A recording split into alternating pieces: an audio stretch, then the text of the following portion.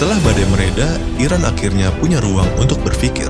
Kerusuhan, aksi massa, dan sabotase yang sempat mengguncang negeri itu kini tak lagi mendominasi jalanan. Fase darurat dianggap lewat. Fokus Teheran pun bergeser.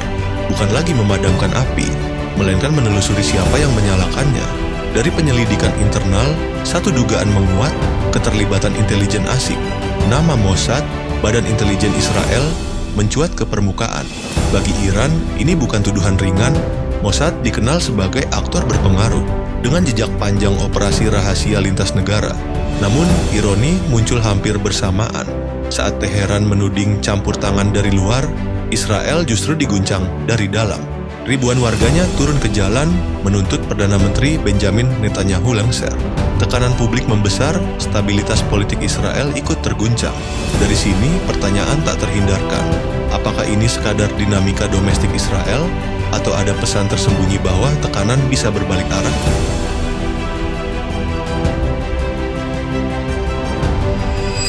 Iran memilih menjawabnya dengan tindakan. Aparat keamanan dan intelijen mengklaim tengah menjalankan operasi penangkapan terbesar sejak kerusuhan pecah. Lebih dari 470 orang ditahan di 3 provinsi. Menurut otoritas, mereka bukan demonstran biasa, melainkan penggerak inti, operator lapangan yang bekerja secara sistematis dan tertutup. Di Khorasan Razavi, Kementerian Intelijen melaporkan 192 penangkapan. Para tersangka disebut teroris bersenjata yang bertanggung jawab atas kerusuhan, sabotase, dan distribusi logistik.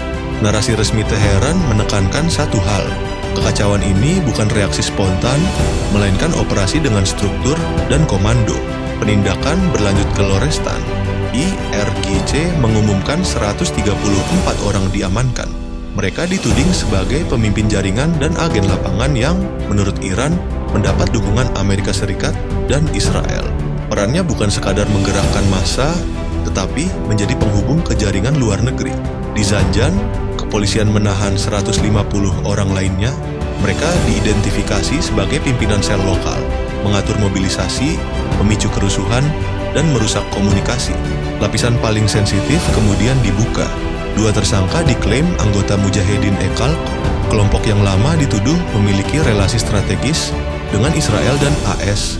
1 orang lain dieksekusi setelah dinyatakan bersalah melakukan spionase dengan menyerahkan informasi sensitif kepada Mossad. Selain penangkapan, Iran memamerkan skala penyitaan. Sekitar 60.000 senjata disebut diamankan sebelum masuk ke Teheran. Aparat juga menyita perangkat intelijen modern, penerima penyadapan jarak jauh, penguat sinyal BTS untuk menara sel palsu, ratusan modem 5G, serta ratusan ponsel sekali pakai. Dengan skala sebesar ini, satu pertanyaan tersisa. Kebetulan atau hasil operasi kontraintelijen yang dirancang lama? Jawabannya akan menentukan bab berikutnya.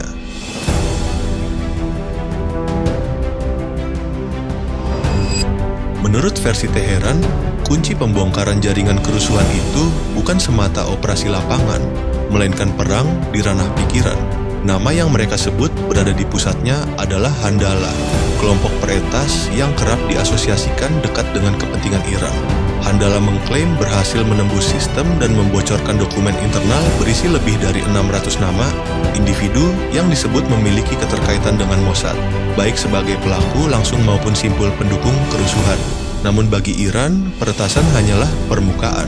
Lapisan yang dianggap menentukan justru operasi psikologis di lapangan, PsyOps, yang dimainkan secara senyap saat situasi memuncak.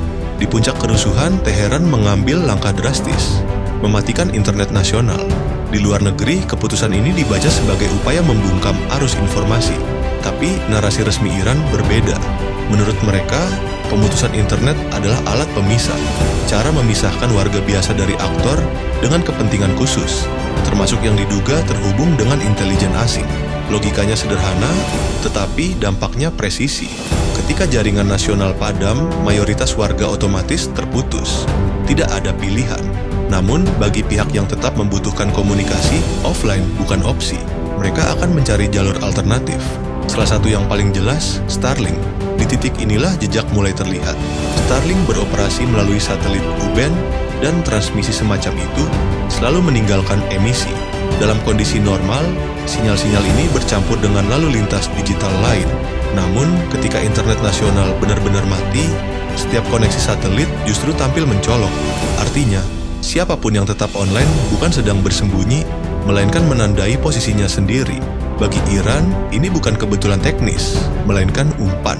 Dengan mematikan jaringan umum, mereka menyempitkan ruang gerak dan memaksa aktor tertentu memperlihatkan diri. Di tengah perang intelijen ini, Teheran juga mengirim sinyal paling kerasnya. Laporan menyebut Iran menyiagakan sekitar 3.000 rudal balistik dengan target yang diklaim telah dikunci. Pangkalan militer Amerika Serikat di Al-Udeid. Pesannya jelas dan berlapis. PSYOPS dijalankan, rudal disiapkan, dan dunia mulai memahami satu hal. Iran tidak sekadar bertahan. Mereka sedang menekan, menguji, dan memancing langkah berikutnya dari lawan-lawannya.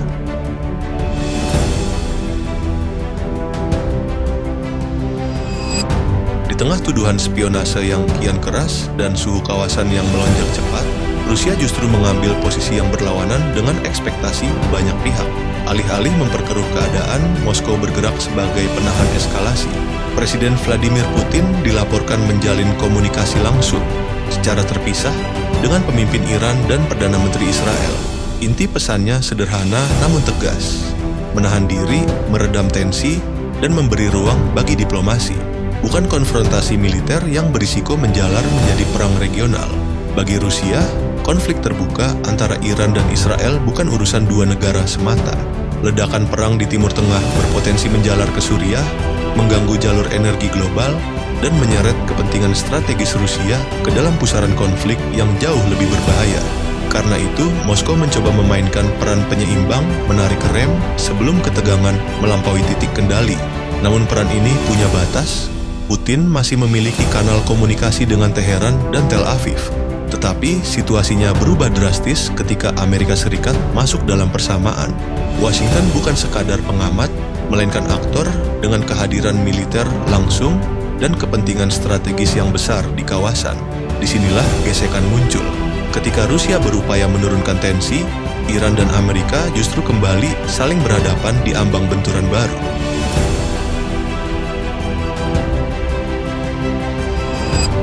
Sebelumnya, Amerika Serikat mengeluarkan peringatan keras terkait rencana Iran yang disebut akan mengeksekusi 837 demonstran.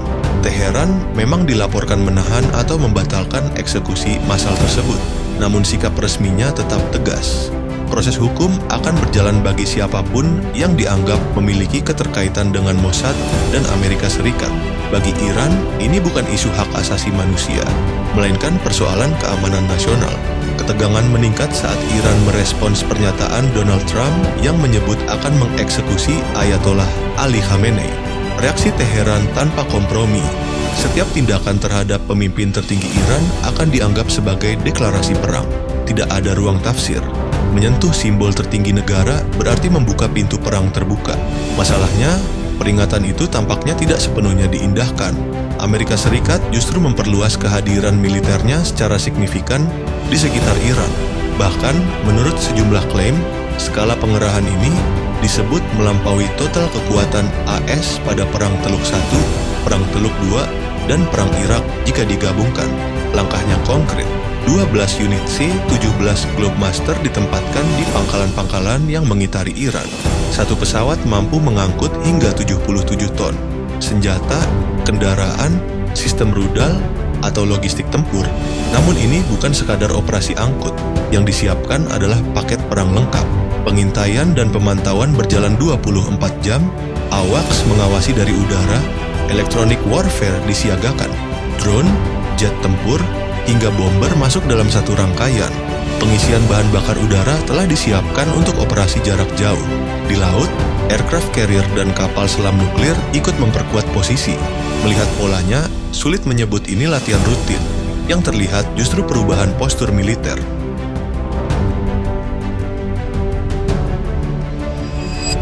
Amerika menempatkan diri pada posisi siap bertindak, menyerang, membalas, atau menahan eskalasi dalam hitungan jam. Ritmenya mengingatkan pada perang 12 hari, hanya saja kali ini skalanya terasa jauh lebih besar. Timur Tengah kini bergerak di wilayah paling rapuh dalam beberapa dekade. Dua arus berjalan beriringan tanpa saling menunggu. Di satu sisi ada diplomasi senyap, komunikasi tertutup, pesan penahan diri, dan upaya mencegah ledakan.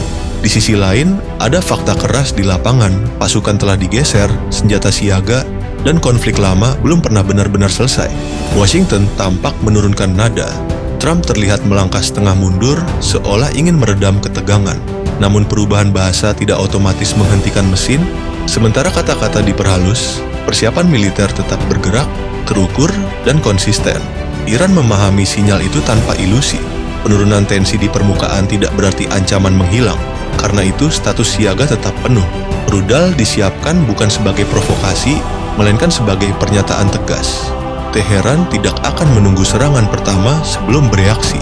Rusia berusaha mengisi ruang di tengah, memainkan peran penyeimbang. Putin mencoba menahan laju, membuka jalur komunikasi, dan mencegah konflik keluar kendali.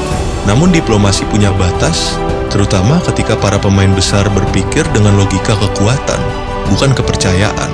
Hari ini kawasan itu belum meledak, tapi menyebutnya aman terlalu dini. Selama diplomasi dan kesiapan perang berjalan berdampingan, satu kesalahan kecil saja bisa mengubah ketegangan ini menjadi kehancuran besar.